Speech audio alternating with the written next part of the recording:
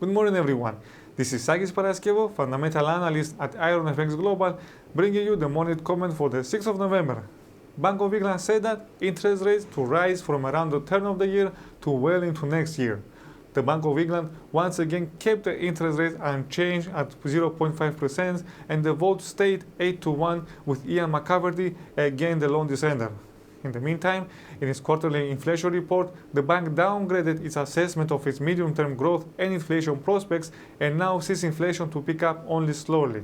Compared to a more upbeat view in the previous inflation report, Monetary Policy Committee members now see risk slightly to the downside in reaching their 2% inflation target in 2 years.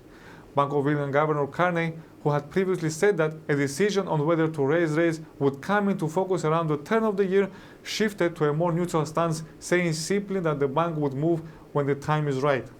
Even though in the press conference following the decision, the governor kept a fairly hawkish tone, emphasizing the erosion of slack in the economy and tightness in the labor market, I think it may take some time for the market to regain its confidence in British pound.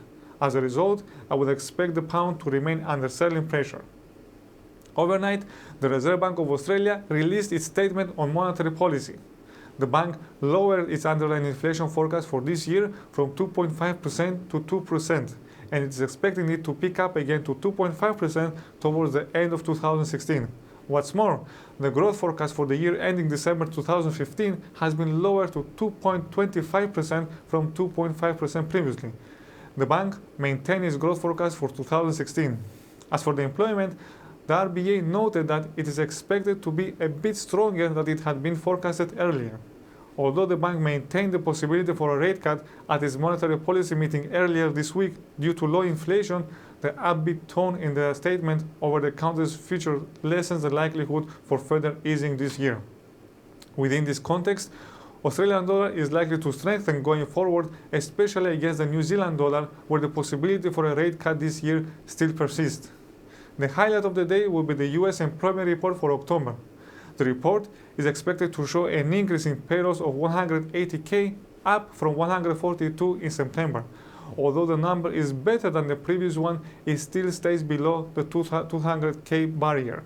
However, Fed officials recently noted that now that the labor market is improving, it is normal to have prints below 200,000.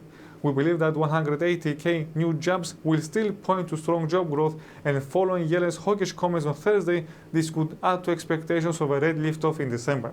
The unemployment rate is forecast to have remained unchanged at 5.1%, very close to the low end of the Fed's projected Nauru range of 4.9%. The average hourly earnings will be closely watched as well. A pickup in wage inflation is needed to reassure Fed officials that the labor market is indeed tightening.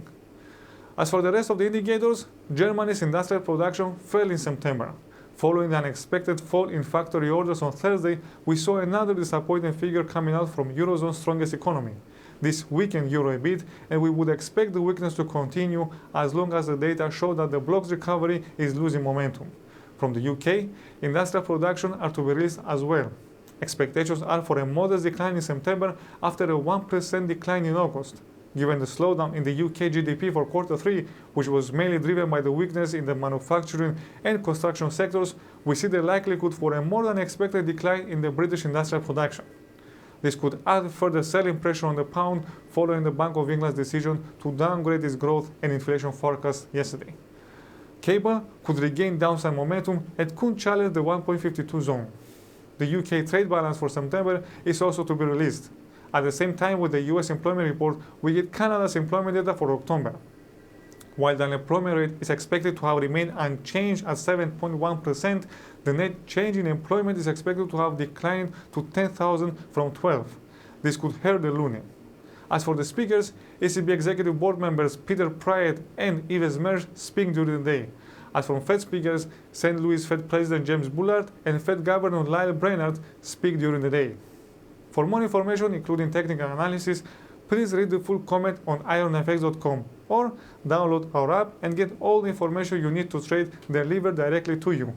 And also, follow us on Twitter, like us on Facebook, subscribe to our YouTube channel, or circle us on Google Plus to get more trading ideas.